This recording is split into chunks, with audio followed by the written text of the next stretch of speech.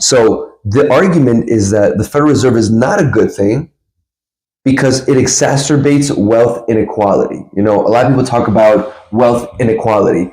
America, we have so much, we have the 1%, let's say, in America, but then we have so much millions of Americans who are like at the lowest level. Yeah. And it's like this.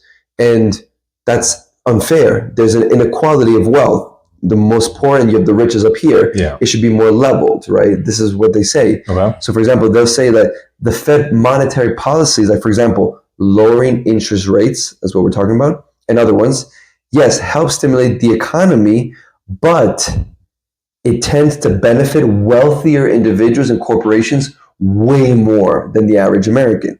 So for example, when the Federal Reserve lowers interest rates, which we spoke about, the stock market many times goes up. Why?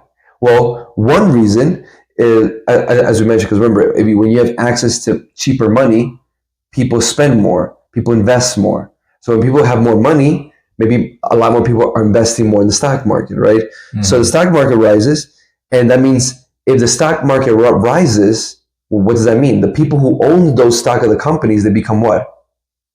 Wealthy. They become wealthier. They become wealthier. But people who don't own those stocks, they don't become wealthier. So at the same time, low-wage workers don't have the same benefits, right?